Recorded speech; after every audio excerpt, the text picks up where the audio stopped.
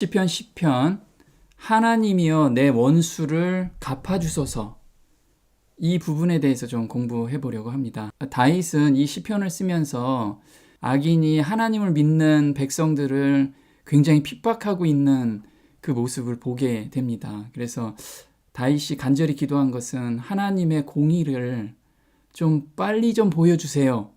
이렇게 시를 쓰고 있습니다. 그런데 우리가 여기에서 한 가지 배워야 될 부분이 무엇이냐면 다윗이 정말 어떤 심정으로 이 시를 썼는지 그 부분을 좀 오늘 알아야지만 이 시편이 오해가 되지 않을 수가 있습니다. 그래서 그 부분을 좀 알아봤으면 좋겠습니다. 시편 9편과 10편은 하나의 시입니다. 그래서 시편 9편에서는 하나님의 품성을 저희가 공부를 좀 했습니다. 그래서 하나님은 공의로운 하나님이시죠. 그런데 공의에 앞서서 끊임없는 사랑을 베푸시는 그 하나님의 품성을 다윗은 9편에서 찬양을 하고 있습니다. 그래서 9편에는 환난 중에도 하나님의 성품을 알게 되면 감사와 찬양이 나오게 된다. 그래서 다윗의 시 0장으로 뭇 라벤에 맞춘 노래 해서 시편 9편 10절에 여호와여 주의 이름을 아는 자는, 그래서 이름을 성품이라고 말씀을 드렸는데 주의 성품을 아는 자는 주를 의지하오리니, 그래서 주가 하나님께서 정말 따뜻하게 맞이하는, 우리를 자식으로 품어주는 그 품성을 알게 되면 인생의 모든 문제를 가지고 하나님께로 달려간다는 거죠. 이는 주를 찾는 자들을 버리지 아니하심이니이다. 그래서 시편 9편 1절에는 내가 전심으로 여호와께 감사하며 주의 모든 기사를 전하리이다. 지금 하나님의 품성을 알고 나서 전심으로 여호와께 감사한다 라고 지금 이야기를 하고 있습니다. 그래서 뭇 라벤이라는 것은 알무트 라벤이라고 해요.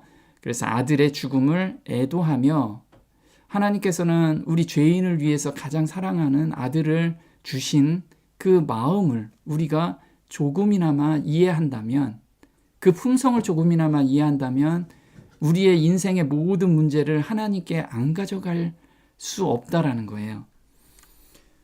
시편 10편에는 9편하고 연결이 됐다라는 것은 뭐냐면 이렇게 앞에 시편 써 있는 이 문장이 없습니다. 그래서 시편 9편과 10편은 연결됐다라고 하는데요. 시편 10편은 9편의 하나님의 품성을 알고 나서 악인들을 빨리 공의로 심판을 좀 해주세요. 이렇게 지금 쓴 시가 시편 10편입니다. 의인이 핍박을 받을 때 바로 안 들어주시는 하나님을 부르짖으며 종국에는 공의로 심판하시는 하나님을 찬양하게 됩니다. 시편 1편에는 여호와여 어찌하여 멀리 서시며 어찌하여 환난 때에 숨으시나이까. 악인은 그 교만한 얼굴로 말하기를 여호와께서 이를 감찰치 아니하신다 하며 그 모든 사상에 하나님이 없다 하나이다. 하나님이 없는 삶을 사는 악인들이 지금 의인들을 핍박하고 있는데 우리는 그 고난을 받을 때 하나님 빨리 좀 저 악인들을 어떻게 좀 해주세요. 이래야 되는데 이런 기도가 막 나오잖아요. 막 나오는데 하나님께서는 하나님의 때까지 기다리고 계신다는 거예요. 근데 다윗은 여기에서 환난 때 숨으시는 하나님을 빨리 들어주시지 않은 하나님에 대해서 지금 막 빨리 좀 이뤄달라고 부르짖고 있는 모습이죠. 근데 여기에서 멈추면 큰일 난다는 거예요. 그래서 12절에 여호와여 일어나옵소서, 하나님이여 손을 드옵소서, 가난한 자를 잊지 마옵소서, 고아와 압박당하는 자를 위하여 심판하사 세상에 속한 자로 다시는 위협지 못하게 하시리이다. 다윗은 이 하나님을 발견하게 된 거예요. 악인을 심판하시는 하나님. 근데 다윗이 저 악인들을 정말 빨리 심판 좀 해주세요, 이 마음으로 이 시를 썼는가, 이걸 우리가 좀 생각해 봐야 됩니다. 시편 구조를 저희가 잠깐 보고 넘어가 보도록 하겠습니다. 시편 1절 2절에서는 심판해달라고 간절히 기도합니다. 그래서 2절에 악한 자가 교만하여 자기의 베푼께에 빠지게 하소서. 3절에서 11절에는 악한 자가 누구인지를 구체적으로 이야기를 해요. 근데 이 악한 자가 우리가 아닌지를 다시 한번 생각해 봐야 될 부분으로 악한 자가 어떤 사람인지 구체적으로 저희한테 이야기를 해주고 있다는 거죠. 3절에 여호와를 배반하여 멸시하나이다. 그 모든 사상에 하나님이 없다. 하나님이 잊으셨고 그 얼굴을 가리우셨으니 영원히 보지 못하시리라. 그래서 하나님이 없다라는 사상, 내가 일상생활에서 하나님을 의지하지 않은 모든 시간은 우리가 악인으로서 사는 삶일 수 있다는 거예요. 12절에서 13절은 또 심판해달라고 말씀을 하고 있습니다. 여호와여 일어나옵소서. 그리고 15절에도 심판해달라고 이야기하고요. 근데 14절하고 16절에서 마지막 절까지는 공의의 하나님을 믿고 찬양합니다. 지금 보면 시편 10편에는 하나님 심판해 주세요 빨리, 이것이 큰 맥으로 흐르고 있어요. 근데 이 심판해 달라는 마음이 어떤 마음인지를 우리가 오해하면 안 된다는 거예요. 왜냐하면 9편에서 하나님의 품성을 안 사람이 나를 지금 핍박하는 사람한테 하나님 저 사람 가다가 좀 꼬꾸라져서 죽었으면 좋겠습니다. 저 사람 사고가 났으면 좋겠습니다. 이렇게 기도할 수가 없잖아요. 하나님의 품성을 알았다면. 다윗은 지금 시편 10편에 우리가 얼핏 본다면 그런 식으로 시편을 이해할 수가 있습니다. 그러면 굉장히 오해된 내용이죠. 시편 10편 1절에 하나님이여 어찌하여 멀리 서시며 어찌하여 환난 때에 숨으시나이까. 이거는 지금 하나님께서 자기가 지금 고통을 받고 있는데, 다윗이 고통을 받고 있는데 하나님이 빨리 좀 개입해 줬으면 좋겠다라고 생각하고 지금 시를 쓰고 있는 거죠. 원수들의 박해로 인해 고통받고 있을 때 하나님께서 강림하시지 않고 있었기 때문에 답답함을 호소하고 있다. 그러나 이 말은 하나님을 원망하는 불신앙적인 외침이라기보다는 하루속히 하나님의 역사가 나타나기를 간절히 간구하는 신앙적인 외침이다. 우리가 일상생활에서 이런 거 많이 겪죠. 어떤 때는 내가 아플 때 하나님 빨리 낫게 좀 해주세요. 또 죄에 빠졌을 때 하나님 죄 용서함을 바라고 간절히 기도할 때 용서함의 경험이 빨리 안 오는 경우 있잖아요. 그런 경우, 또 먹고 사는 문제가 있는데 그걸 가지고 간절히 기도하는데 뭔가 빨리 확답이 없는 경우가 많이 있습니다. 그리고 형제 자매들 간에 또는 이웃과 나와 관계 있는 사람들과의 관계 속에서 일어나는 어떤 일들, 이런 것들을 빨리 해결해 주셨으면 좋겠는데 기도해도 잘 안 돼, 빠른 시간 내에 그게 결과가 안 오는 경우가 우리는 대부분입니다. 그래서 다윗은 그 심정으로 여호와여 어찌하여 멀리 서시며 어찌하여 환난 때에 숨으시나이까, 이 심정을 지금 토로하고 있는 거죠. 오늘 볼 거는 사람과의 관계에 기도할 때 하나님은 어떤 기도를 원하시는지를 지금 우리가 공부해 봐야 될 부분이라는 거예요. 기독교에 지금 하나님을 믿는다라고 하는 사람들은 보통 목소리가 걸걸합니다. 왜냐하면 하도 통성기도를 많이 해서 자기의 속에 있는 울분을 어떻게 토로할 수가 없어서 교회에 가서 그 울분을 털어냅니다. 그래서 정말 자기의 속 깊은 것까지 막 엄청나게 토로하죠. 그래서 목이 쉴 정도로. 그리고 나서 보니까 속이 개운해요. 그래서 교회에 갔다가 통성기도 한번 하고 오면, 그리고 어느 집회 장소에 가서 막 울고불고 하면 속이 시원해요. 정말 하나님이 그걸 원하시나.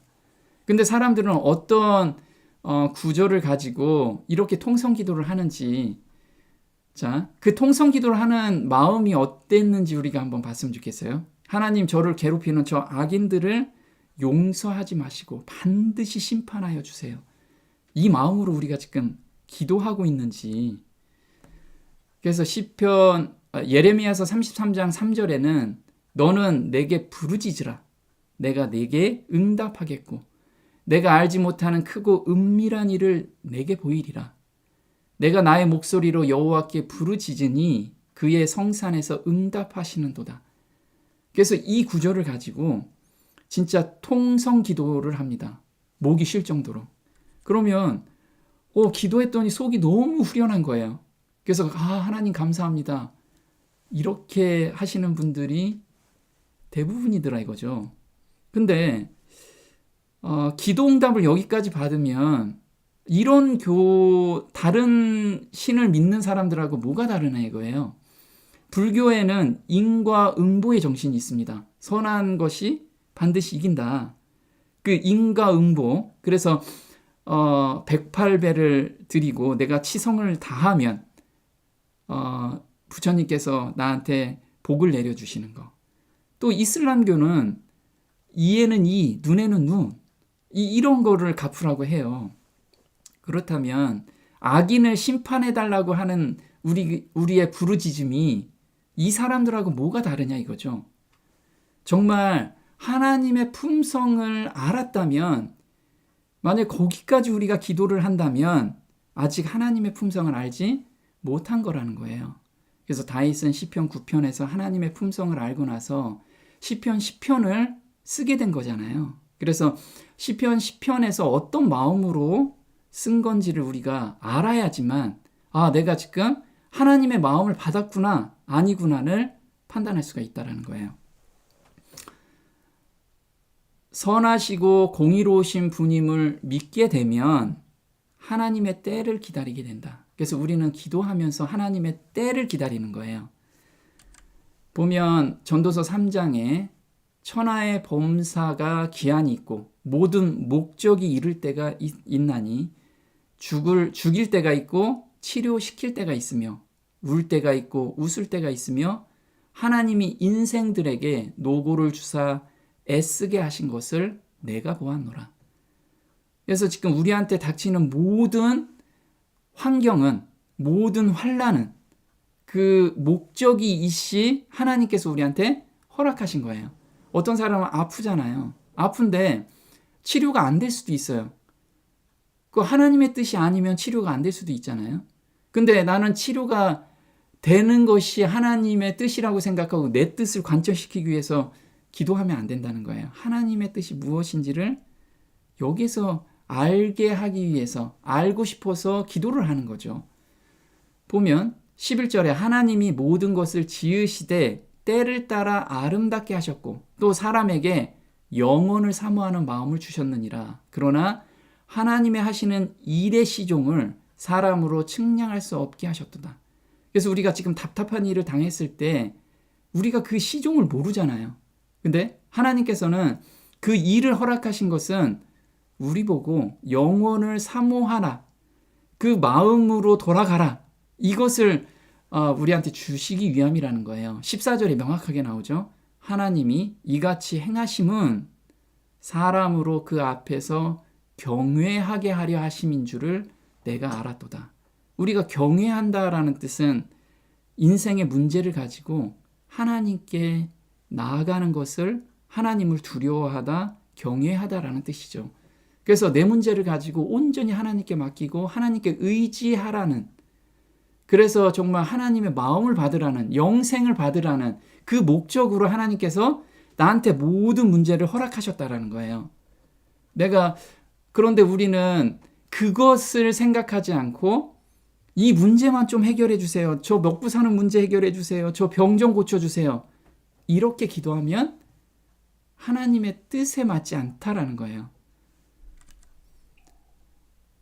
지금 다윗이 시편 10편은 악인을 좀 심판해 주세요. 이렇게 지금 기도를 하고 있어요. 근데 그게 어떤 마음인가? 계시록 6장에 우리한테도 이런 걸 허락하셨죠. 그래서 성도들이 심판하여 주시지 않기를 어느 때까지 하시려나이까 이렇게 탄원을 하죠. 지금 계시록 6장 10절에 큰 소리로 불러 가로되 거룩하고 참되신 대주제여 땅에 거하는 자들을 심판하여 우리 피를 심판하여 신원하여 주지 아니하시기를 어느 때까지 하시려나이까. 지금 저 원수들을 정말 심판하여 주세요. 그 뜻인가요? 나를 지금 핍박하는 저 무리들을 정말 단칼에 어떻게 좀 해주세요. 이 뜻으로 우리가 부르짖으라고 지금 말씀하고 계시는 건가? 정말 그렇게 기도하고 있다면 하나님의 마음을 달라고 지금 저희가 기도를 해야 돼요. 어떤 성도들하고 제가 교제를 하고 있었는데 그분들이 뭐라고 얘기하냐면 시편을 연구하면서 본인들은 그런 걸 이야기한대요. 자기의 그 울분을 하나님께 다 털어놓는대요. 그래서 너무 좋은 거죠. 울분을 다 털어놔야죠. 하나님께 그게 하나님을 의지하고 경외한다는 의미니까요. 그런데 거기에서 멈추면 안 된다는 거예요. 거기에서 멈추면 일반 종교하고 똑같다는 거예요. 근데 하나님의 마음을 받았다면 그 다음 단계까지 가야 되는 거라 이거예요. 그게 예수님의 마음이죠. 예수님께서는 십자가에 못 박히시면서도 이 마음으로 기도를 하셨죠. 저 원수들을 지금 내가 내려가서 단칼에 어떻게 하겠다라고 말씀하신 게 아니고 예수께서 가라사대 아버지여 저희를 사하여 주옵소서 자기의 하는 것을 알지 못함이니이다. 누가복음 23장 34절이죠. 이 마음을 받은 것이 성도라는 거예요. 그리스도인이라는 거죠. 스데반이 이 마음을 그대로 받으셨죠. 저희가 돌로 스데반을 치니 스데반이 부르짖어 가로되 주 여호와여 내 영혼을 받으시옵소서 하고 무릎을 꿇고 크게 불러 가로되 주여 이 죄를 저들에게 돌리지 마옵소서 이 말을 하고 자니라. 사도행전 7장 59절이에요. 우리를 핍박하는 자들을 위해서 우리가 기도해 줘야 돼요. 그 사람의 영혼을 위해서. 그게 지금 시편을 이해하는 마음이라는 거예요. 자, 원한을 풀어주실 때가 인자가 올 때인데요. 지금 누가복음 18장에 택하신 자들의 원한을 풀어주지 아니하겠느냐? 저희에게 오래 참으시겠느냐? 내가 너희에게 이르노니 속히 그 원한을 풀어주시리라. 그러나 언제 인자가 올 때 세상의 믿음을 보겠느냐? 어떤 믿음이요? 원수들을 사랑하는 믿음을 보겠느냐? 지금 이 말씀을 하고 계세요. 하나님은 때때로 당신의 택한 자들의 원한을 풀어주는 일을 지체할 수 있는데 이는 그들을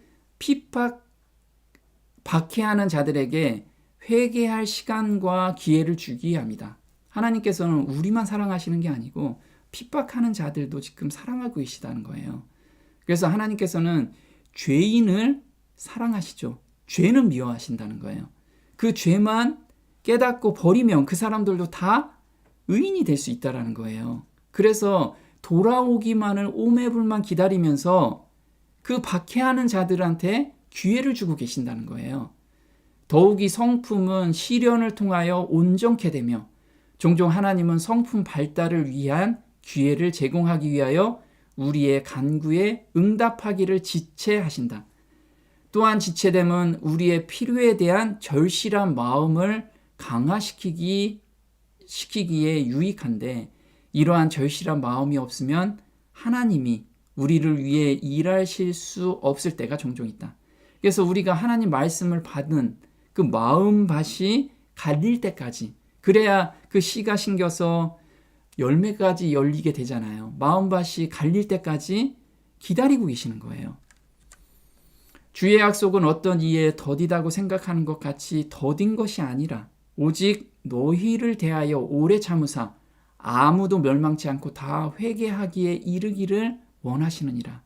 베드로후서 3장 9절이에요. 하나님은 이 마음으로 모든 사람을 사랑하고 계신다는 거죠.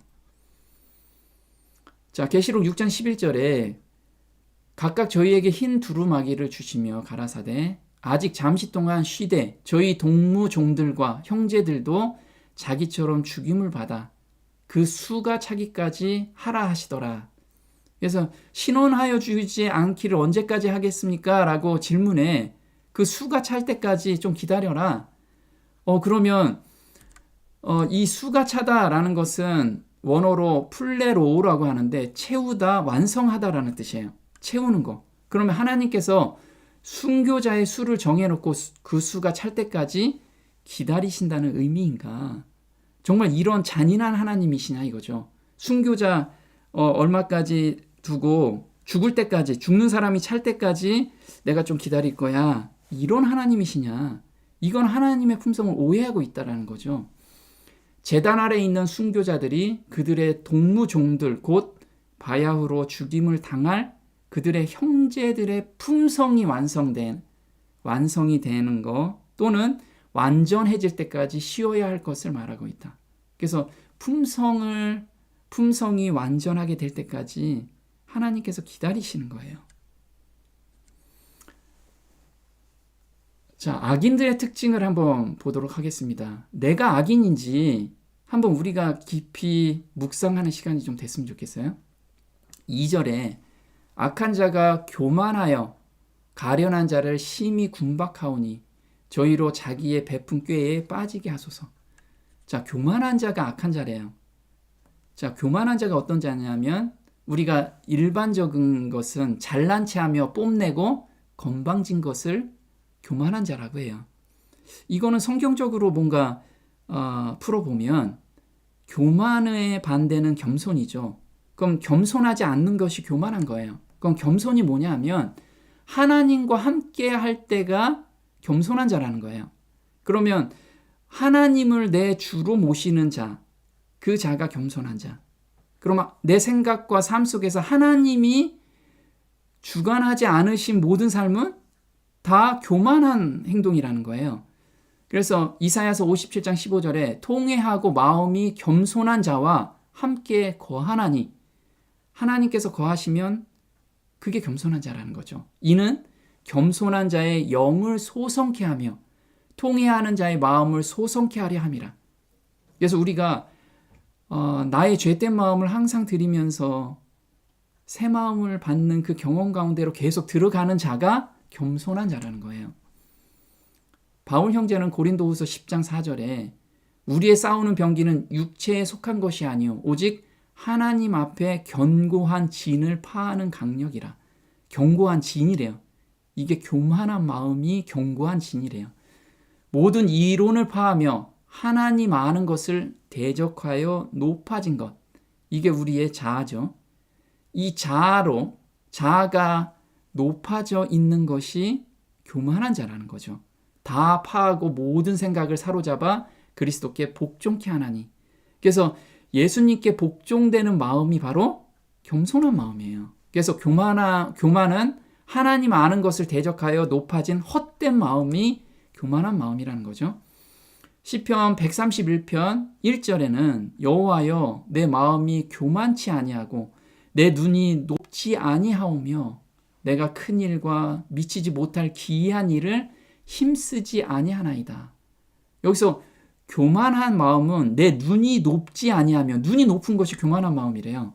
그럼 눈이 높다라는 것은 사람이 자기의 지음받은 위치와 한계를 모르고 분수를 넘어서 헛된 일을 꿈꾸는 것이 바로 교만이라는 거죠.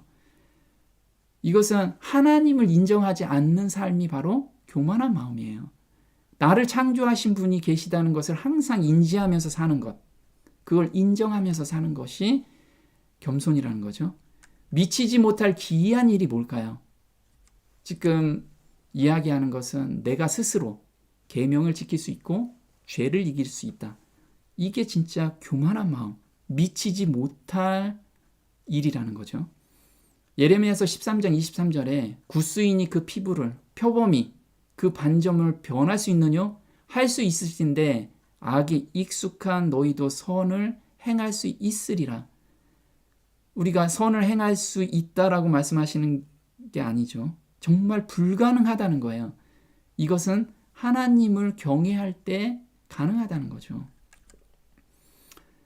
그럼 내가 지금 삶 속에서 교만한 마음을 가지고 살고 있는지, 내 마음 속에 교만한 마음이 있으면 이런 행동이 나온다는 거죠. 자, 디모데전서 6장에는 말씀과 경건에 관한 교훈에 창념치 아니하면, 창념하다라는 것은 마음을 거기에 두다, 그리고 항상 생각하다. 우리가 본드로 붙이듯이 생각을 말씀과 경건에 관한 교훈에 항상 붙어 있어야 돼요. 그렇지 않으면 저는 교만하여 변론과 언쟁을 좋아하는 자니 이로써 투기와 분쟁과 회방과 악한 생각이 나며, 그래서 내가 지금 누군가가 계속 언쟁하고 변론하고 나의 뜻을 관철시키기 위해서 계속 모든 삶에서, 어떤 삶에서도 그런 것이 계속 나온다면 나는 지금 굉장히 교만한 마음을 가지고 있다는 거죠. 소돔의 죄악은 교만함과 식물의 풍족함과 태평함이 있음이며, 또 그가 가난하고 궁핍한 자를 도와주지 아니하며.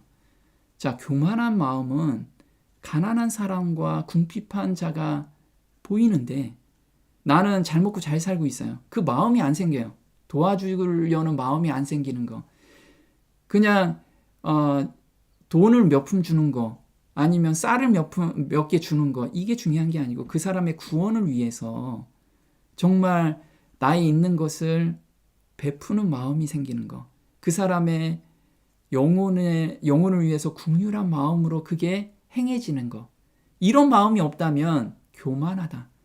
지금 우리가 이 교만한 마음으로 있지 않는지 좀 봐야 돼요. 세 번째는 주의 법을 쫓지 아니하는 교만한 자가 나를 해하려고 웅덩이를 팠나이다.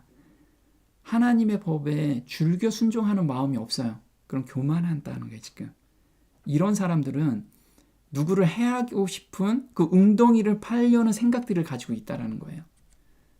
네, 우리가 보면 지금 다윗이 시편은 전체적으로 읽어보면 악인을 빨리 좀 하나님의 공의로 심판해 주세요.